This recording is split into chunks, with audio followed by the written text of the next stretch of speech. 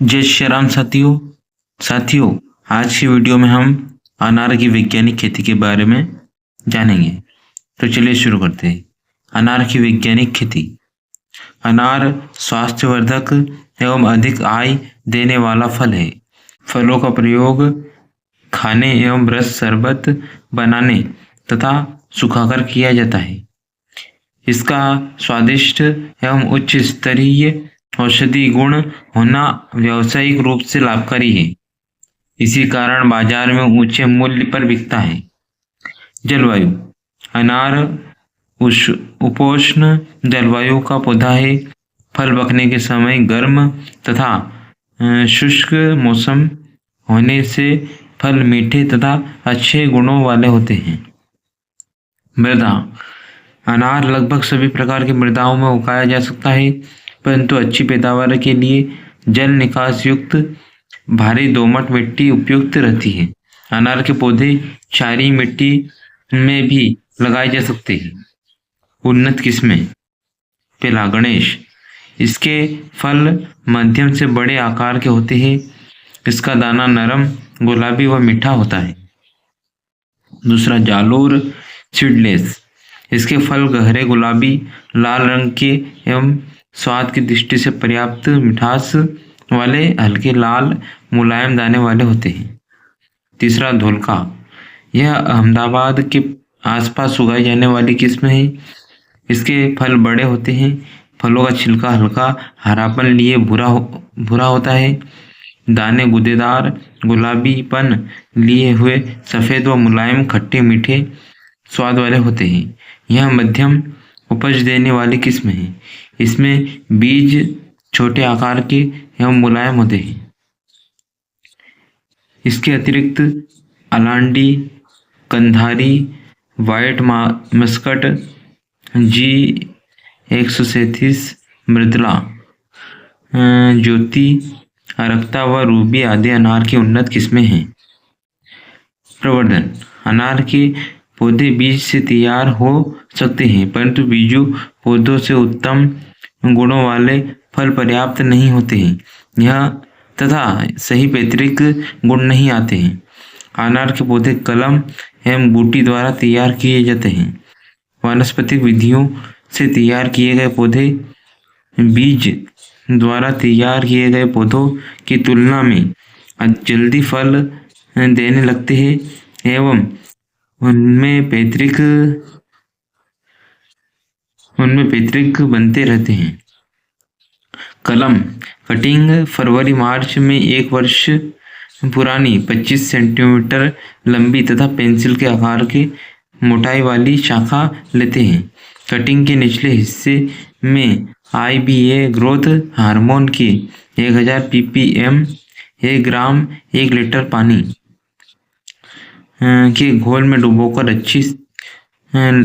लगाने से अच्छी सफलता मिलती है। गोटी एयर लेयरिंग विधि में वांछित किस्म के पौधे में 1 वर्ष पुरानी परिपक्व टहनी के सिरे से 30-40 सेंटीमीटर दूर 2-2.5 सेंटीमीटर छाल छिले हुए भाग को संभव हो तो IBA से उपचारित कर भीगी हुई मोस घास के चारों तरफ पूरी तरह से ढककर पॉलीथीन लपेटने के बाद दोनों किनारे बांध देते हैं। बूटी लगाने का सर्वोत्तम समय मानसून अर्थात जुलाई अगस्त है। 2-3 माह में जड़ें विकसित हो जाएंगी, तब मूल पौधे से इसे काटकर अलग कर लेना चाहिए तथा पॉलीथीन हटाकर गमलों या पॉलीथीन की थैलियों में पूर्ण विकसित होने के लिए लगा देते हैं। पौधे लगाने की विधि। पौधे लगाने का अच्छा समय वर्षाकाल है, परंतु सिंचाई का समुचित प्रबंध हो तो अनार के पौधे फरवरी मार्च में भी लगाए जा सकते हैं। पौधे लगाने के लिए गर्मी में 5 बाय 5 मीटर की दूरी 60 बाय 60 सेंटीमीटर लंबा चौड़ा गहरा आकार के गड्ढे खोद लेने चाहिए। कुछ दिन गड्ढा खुला छोड़ने के पश्चात 25 किलोग्राम गोबर की सड़ी खाद 500 ग्राम सुपर फॉस्फेट व 100 ग्राम म्यूरेट और पोटास मिलाकर गड्ढे को भर देना चाहिए। वर्षा शुरू होने पर उनमें पौध लगा देने चाहिए। अंतराशस्य आरंभ के 3 वर्षों तक बाग में कुष्मांड कुल की सब्जियों के अतिरिक्त सभी प्रकार की सब्जियां जैसे मटर, गोभी, मिर्च, बैंगन, टमाटर, गाजर आदि ली जा सकती हैं।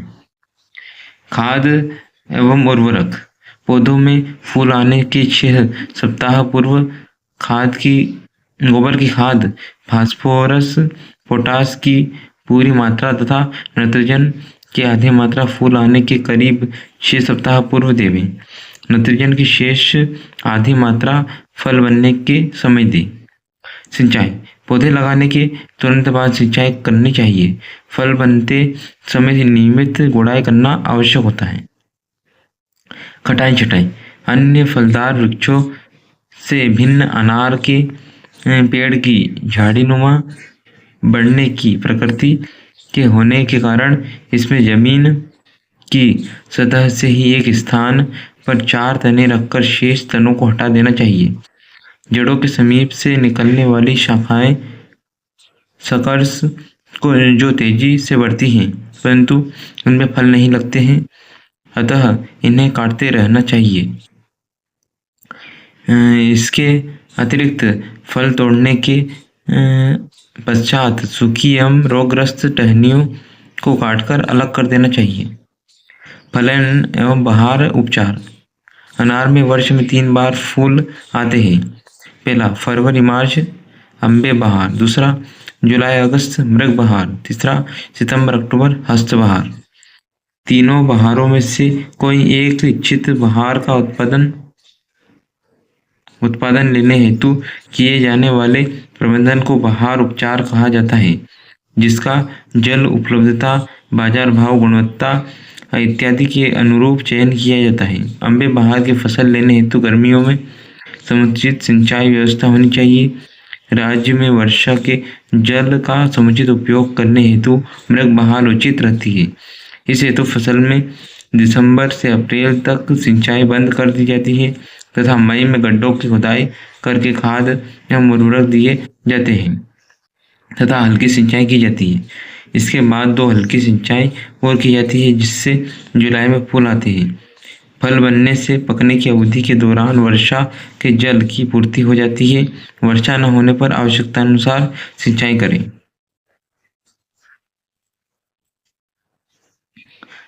सदाई अनार में सदाई का बहुत महत्व है। अनार की 2 प्रकार से सदाई की जा सकती है। पहला एक तना पद्धति।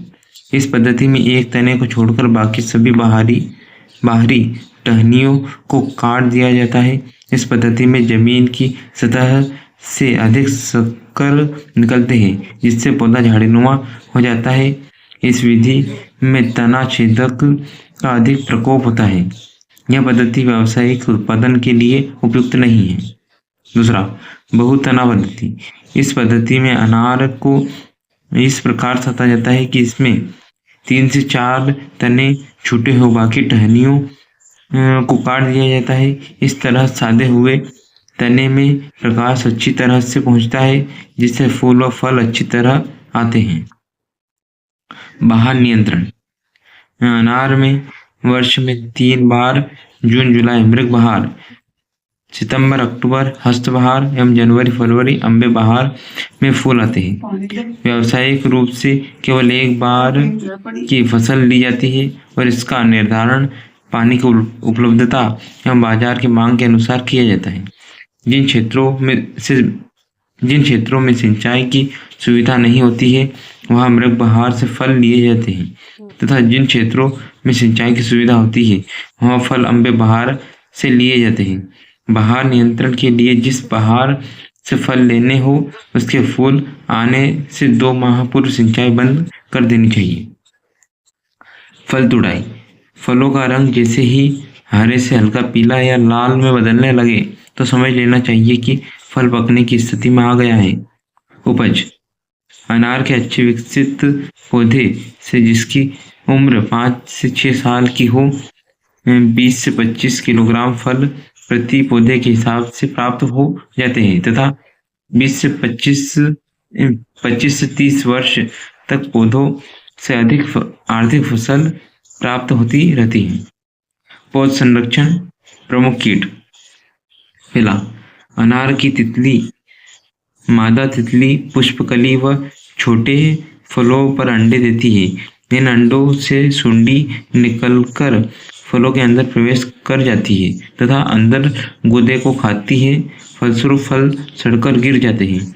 इसके नियंत्रण के लिए फूल आने के समय 1 मिलीलीटर मोनोक्रोटोफास 36 SL का 1 लीटर पानी में घोल बनाकर 15 दिन के अंतर पर 2 बार छिड़काव करें। दूसरा, छाल भक्षक कीट। यह कीट पेड़ की छाल को खाता है तथा छिपने के लिए अंदर डाली में गहराई तक सुरंग बना लेता है, जिससे शाखा कमजोर पड़ जाती है। नियंत्रण हेतु सूखी शाखाओं को काटकर जला दे। सुरंग को साफ करके पिचकारी की सहायता से 3 से 5 मिलीलीटर केरोसिन प्रति सुरंग डालें या उसका फोहा बनाकर अंदर रख देवे तथा बाहर से गीली मिट्टी से बंद कर देवे। तो साथियों, ये था हमारा अनार की वैज्ञानिक खेती की जानकारी। तो आपको ये जानकारी कैसी लगी, वीडियो को कमेंट में ज़रूर बताएं और वीडियो को ज़्यादा से ज़्यादा शेयर करें ताकि आपके मित्रजन, आपके परिवार वाले और बाकी किसान भाइयों तक भी यह जानकारी पहुंच सके। तो वीडियो को लाइक कीजिएगा, सब्सक्राइब कीजिएगा और ज़्यादा से ज़्यादा शेयर कीजिएगा। मिलते हैं अगले वीडियो में इसी तरह की जानकारी और भी ज़्यादा जानकारी लेकर आएंगे। तो आप सपोर्ट बनाए रखिएगा। मिलते हैं अगले वीडियो में, तब तक के लिए जय श्री राम, राधे राधे।